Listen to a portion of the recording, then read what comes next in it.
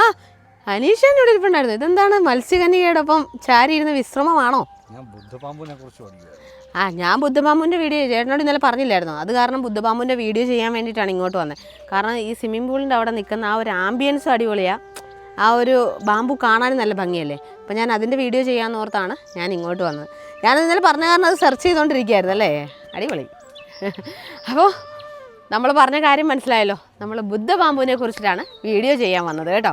അപ്പോൾ അതിനെക്കുറിച്ച് പറയുമ്പം നമ്മൾ എടുത്തു പറയേണ്ട, സ്പെഷ്യലായിട്ട് പറയേണ്ട ഒരേ ഒരു കാര്യം എന്ന് പറയുന്നത്, നമ്മൾ ഫെങ്ഷൂയി പ്രകാരം അല്ലെങ്കിൽ നമ്മൾ ചൈനീസിൻ്റെ ഇത് പ്രകാരം നമ്മുടെ വാസ്തു പ്രകാരമൊക്കെ നമ്മൾ ഒരുപാട് ചെടികൾ ഇൻഡോറും ഔട്ട്ഡോർ പ്ലാന്റ് ആയിട്ടൊക്കെ വയ്ക്കാറുണ്ട് കേട്ടോ. അതിൽ നിന്നും കുറച്ച് വ്യത്യസ്തമായിട്ട് നമുക്ക് വയ്ക്കാൻ പറ്റുന്ന ഒരു ചെടിയാണ് നമ്മുടെ ഈ ബുദ്ധപാമ്പു എന്ന് പറയുന്നത് കേട്ടോ. അപ്പോൾ നമ്മൾ പറഞ്ഞ ബുദ്ധപാമ്പു ഇതാണ് കേട്ടോ. അപ്പോൾ ബുദ്ധ ബെല്ലി ബാമ്പു എന്നാണ് ഇത് അറിയപ്പെടുന്നത്. അപ്പോൾ പല ആൾക്കാരും പറയുന്നത് നമ്മുടെ എന്താണ് ഫെങ്ഷൂയി അല്ലെ ചൈനീസിലൊക്കെ പറയുന്നതെന്ന് പറഞ്ഞു കഴിഞ്ഞാൽ ഇതിൻ്റെ ആ ഒരു ഇത് കണ്ടോ, ഈ ഒരു ഭാഗം ബുദ്ധൻ്റെ വയറ് പോലെയാണ് ഇരിക്കുന്നതെന്നാണ് പറയുന്നത്. ഈ ഒരു പോർഷൻ കണ്ടോ ഇങ്ങനെ വീർത്ത് വരുന്നത്. അപ്പോൾ അത് ബുദ്ധൻ്റെ വയറ് പോലെയാണ് ഇരിക്കുന്നതെന്നാണ് പറയുന്നത്. അപ്പോൾ അതുകൊണ്ടാണ് ബുദ്ധ ബെല്ലി ബാമ്പു എന്ന് ഇതറിയപ്പെടുന്നത്. പിന്നെ ഈ ഒരു മരത്തിന് നല്ല എടുത്തു പറയേണ്ട ഒരു പ്രത്യേകത എന്ന് പറഞ്ഞാൽ, നമ്മൾ ഇപ്പോൾ വീടുകളാണെങ്കിലും റിസോർട്ടുകളാണെങ്കിലും ഹോട്ടലുകളാണെങ്കിലും ഇതൊക്കെ അലങ്കരിക്കാനായിട്ട് നമ്മൾ ഒരുപാട് മറ്റേ ഇല്ലികൾ അല്ലെ മുളകൾ, അതേപോലെ തന്നെ ബോട്ടിൽ പനകൾ, ഇങ്ങനെയുള്ള ചെടികളൊക്കെ നമ്മൾ വീടുകളിലും അങ്ങനെയുള്ള സ്ഥലങ്ങളിലും ഒക്കെ വയ്ക്കാറുണ്ട് അല്ലേ. അപ്പോൾ അതിൽ നമുക്ക് എടുത്തു പറഞ്ഞ് വയ്ക്കാൻ പറ്റുന്ന വളരെ സ്പെഷ്യലായിട്ടുള്ളൊരു ചെടിയാണ് ഇത്. കാരണം മറ്റേ മുളകൾ അതായത് ഇല്ലിച്ചെടികൾ എന്നൊക്കെ പറഞ്ഞു കഴിഞ്ഞാൽ ഒരു ചെടി നമ്മൾ കൊണ്ട് വെച്ച് കഴിഞ്ഞാൽ ആ ഒരു ഏരിയ മുഴുവൻ പെട്ടെന്ന് പടർന്ന് പന്തലിച്ച് വ്യാപിച്ചു വരും, മറ്റ് ചെടികളെല്ലാം നശിപ്പിക്കും. പക്ഷേ ഈ ഒരു ചെടിയുടെ പ്രത്യേകത, ഇതൊരു കൂട്ടമായിട്ടാണ്. നമ്മളൊരു ചെടി വെച്ച് കഴിഞ്ഞാൽ ആ ഒരു ചെടി അവിടെ കൂട്ടമായിട്ടാണ് വളരുന്നത്. അതിൻ്റെ വേരുകൾ ഒരുപാട് സ്ഥലത്തേക്ക് വ്യാപിച്ച് മറ്റുള്ള ചെടികൾക്ക് ഒരു നാശനഷ്ടം ഉണ്ടാകുന്ന അല്ലെ മറ്റേ ചെടികളെ നശിപ്പിക്കുന്ന രീതിയിൽ ഇത് വളരുന്നില്ല എന്നുള്ളതാണ് ഇതിൻ്റെ ഒരു പ്രത്യേകത.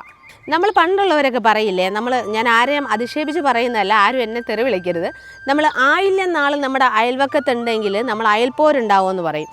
ആയില്യം നാൾ അയൽവക്കത്താണെന്നുണ്ടെങ്കിൽ നമ്മുടെ അയലത്തെ വീട്ടിൽ ദോഷമാണെന്നൊരു ചൊല്ലി പണ്ട് കാലങ്ങളിൽ പറയും. അതിനുള്ള ഓപ്ഷനും കാർന്നോന്മാർ തന്നെ കണ്ടുപിടിച്ചിട്ടുണ്ട്. അപ്പോൾ പച്ച ഇല്ലി ഉണ്ടല്ലോ, ആ ഒരു അതിരിൽ കൊണ്ട് വെച്ച് കഴിഞ്ഞാൽ, അവരുടെ ആ ഒരു അതിരിൽ കൊണ്ട് വെച്ച് കഴിഞ്ഞാൽ നമ്മുടെ വീട്ടിലേക്ക് അവരുടെ ആ ഒരു നോട്ടമോ അല്ലെ ആ ദോഷങ്ങളോ നമുക്ക് ബാധിക്കില്ല എന്നാണ് പണ്ട് കാലത്തെ വിശ്വാസം.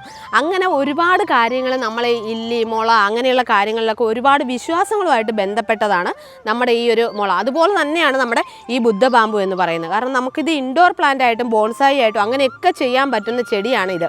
കാരണം ഒരുപാട് അങ്ങ് സ്പ്രെഡ് ചെയ്ത് വളരുന്നില്ല, കൂട്ടം കൂട്ടമായിട്ട് വളരും. അത് മറ്റുള്ള ചെടികൾക്ക് ശല്യം ഉണ്ടാക്കുന്നില്ല. പിന്നെ ഒരു കാര്യം മാത്രമേ ഈ ഒരു ചെടി ചെയ്യത്തുള്ളൂ, കാരണം കുറച്ച് വെള്ളം അടിച്ചു മാറ്റുന്ന സ്വഭാവമുണ്ട്. കാരണം ഈ ചെടിക്ക് ആവശ്യമായ വെള്ളം അതിന് കിട്ടിയില്ല എന്നുണ്ടെങ്കിൽ മറ്റുള്ള ചെടികളിൽ നിന്നും വെള്ളം വലിച്ചെടുത്താണ് ഇത് ഉപയോഗിക്കുന്നത്. അപ്പം ഇതിൻ്റെ ആ ഒരു പ്രത്യേകത എന്ന് പറഞ്ഞാൽ, ഇതിന് വെള്ളം കുറയുന്നതനുസരിച്ച് ഇതിൻ്റെ ആ ഒരു വീർത്ത് വരുന്ന ഭാഗം കൂടുതലായിട്ട് വീർക്കും. വെള്ളം കുറവുണ്ടെങ്കിൽ ആ ഒരു ഭാഗം നന്നായി വീർത്ത് വരുമെന്നാണ് പറയുന്നത്. അപ്പോൾ അതുകൊണ്ട് ഈ ചെടിയുടെ ഏറ്റവും വേണ്ടത് ഇതിന് ഏറ്റവും നന്നായിട്ട് വെള്ളം കൊടുക്കുക എന്നുള്ളതാണ്. നമ്മളെല്ലാവരും മറ്റേ ലാഫിംഗ് ബുദ്ധ, ട്രാവലിംഗ് ബുദ്ധ അങ്ങനെയുള്ള ബുദ്ധാസ് നമ്മൾ ഗിഫ്റ്റായിട്ട് ചോദിക്കാറുണ്ട് അല്ലേ. ചില ആൾക്കാർ പറയും നമ്മൾ നേരിട്ട് പോയി വാങ്ങിച്ചാൽ നമുക്ക് സമ്പത്തും ഐശ്വര്യം ഉണ്ടാവില്ല, ആരെങ്കിലും സന്തോഷത്തോടു കൂടി ഗിഫ്റ്റ് ചെയ്താൽ മാത്രമാണ് ഉണ്ടാവുക എന്നുള്ളത്. അപ്പോൾ ആ ഒരു ബുദ്ധയുടെ പ്രത്യേകത എന്ന് പറയുന്നത്, ഈ ബുദ്ധൻ്റെ വയറ് കണ്ടില്ലേ, ഇത്രയും ഇങ്ങനെ വീർത്തിട്ടാണ് ഇരിക്കുന്നത്. അപ്പം ലോകത്തുള്ള സങ്കടങ്ങൾ മുഴുവൻ അദ്ദേഹം വയറിനുള്ളിൽ ഉൾക്കൊണ്ടുകൊണ്ട് അദ്ദേഹം ലോകത്തിന് മുഴുവനായിട്ട് സന്തോഷവും സമാധാനവും നൽകുന്നു എന്നാണ് ആ ഒരു ബുദ്ധ ബാമ്പുവിൻ്റെ ആ ഒരു ബുദ്ധയുടെ വിശ്വാസം. അപ്പോൾ അതുകൊണ്ട് തന്നെയാണ് ഈ ചൈനീസിൽ ഫെങ്ഷൂയിലൊക്കെ പറയുന്നത് ഈ ഒരു ബുദ്ധ ബാമ്പു, ഈ ഒരു നമ്മുടെ ലാഫിംഗ് ബുദ്ധ അതുമായിട്ട് കണക്റ്റഡ് ആണ്. കാരണം ആ ഒരു വിശ്വാസമാണ്. കാരണം ഈ ചെടി നമ്മുടെ വീട്ടിൽ വെച്ച് കഴിഞ്ഞാൽ നമ്മുടെ വീട്ടിലുള്ള എല്ലാവർക്കും തന്നെ നിലനിൽക്കാനും മനസ്സമാധാനം ഉണ്ടാവാനും സന്തോഷവും എല്ലാം ഈ ഒരു ചെടി ഉള്ളത് കൊണ്ട് നമുക്ക് ഉണ്ടാവും എന്നുള്ളൊരു വിശ്വാസം ഫെങ്ഷൂയിൽ പറയുന്നുണ്ട്. നമ്മുടെ കേരളത്തിലെ അല്ലെ ഇന്ത്യയുടെയൊക്കെ ഒരു വിശ്വാസപ്രകാരം എന്ന് പറഞ്ഞു കഴിഞ്ഞാൽ, നമ്മുടെ ഈ ബുദ്ധ ബാമ്പു നമുക്ക് കണക്റ്റഡ് ആയിട്ട് വരുന്നതെന്ന് പറഞ്ഞാൽ ഈ ശ്രീബുദ്ധൻ്റെ മുടിക്കെട്ട് കണ്ടിട്ടില്ലേ. അപ്പോൾ അത് ശ്രീബുദ്ധൻ ഒരു ആലിൻ്റെ ചുവട്ടിൽ ബോധോദയം ഉണ്ടായി ധ്യാനം ചെയ്തിരുന്ന സമയത്ത് അദ്ദേഹത്തിന് ആ കഠിനമായ വെയിലിലാണ് ധ്യാനം ചെയ്തുകൊണ്ടിരുന്നത്. ആ സമയത്ത് അതിനെ രക്ഷിക്കാനായിട്ട് 108 ചെറിയ ഒച്ചുകൾ അദ്ദേഹത്തിൻ്റെ തലയിൽ കയറി പ്രൊട്ടക്റ്റ് ചെയ്തിരുന്നു എന്നാണ് പറയുന്നത്. അപ്പം അത് ശരിക്കും മുടിക്കെട്ടല്ല തലയിലിരിക്കുന്നത്, അത് ഒച്ചുകളാണ്.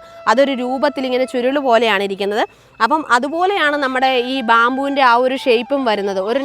ഒരു വെട്ട് വന്നിട്ട് അതിൻ്റെ ഇപ്പുറത്ത് കുറച്ച് കട്ടിയിൽ, അത് കഴിഞ്ഞിട്ടൊരു വെട്ട്, അങ്ങനെയാണ് അത് വരുന്നത്. അപ്പോൾ അങ്ങനെയാണ് നമ്മൾ ബുദ്ധ ബാമ്പുവിനെ കണക്ട് ചെയ്തേക്കുന്നത്. അതുകൊണ്ടാണ് ബുദ്ധൻ്റെ മുടിക്കെട്ട് പോലെ ആ ഒരു രൂപത്തിലാണ് ബുദ്ധ ബാമ്പു ഇരിക്കുന്നതെന്ന് പറയുന്നത്. അപ്പോൾ എന്തായാലും നമ്മൾ ഫെങ്ഷുയി പ്രകാരമാണെങ്കിലും നമ്മുടെ വാസ്തു പ്രകാരമാണെങ്കിലും നമുക്ക് ഈ ചെടി വീട്ടിൽ വയ്ക്കുന്നത് കൊണ്ട് സന്തോഷവും സമാധാനവും ഒക്കെ കിട്ടുമെന്നുണ്ടെങ്കിൽ നമുക്ക് ഇൻഡോർ പ്ലാന്റ് ആയിട്ടും ഔട്ട്ഡോർ പ്ലാന്റ് ആയിട്ടും ഒക്കെ സെറ്റ് ചെയ്യാൻ പറ്റുന്നതാണ്. നമുക്കൊരു പ്രൊട്ടക്ഷൻ പോലെ നമ്മുടെ വീടിൻ്റെയൊക്കെ അതിരിലും വെക്കാൻ പറ്റുന്നതാണ്. ഭയങ്കര ഭംഗിയായിരിക്കും. അതേപോലെ തന്നെ നമുക്ക് ആ ഒരു പോസിറ്റീവ് ഫീൽ കിട്ടുമെങ്കിൽ ഒരു ചെടി വയ്ക്കുന്നതുകൊണ്ട് നമുക്ക് എന്തായാലും ഭൂമിക്ക് ഒരു ദോഷവും സംഭവിക്കാനില്ല.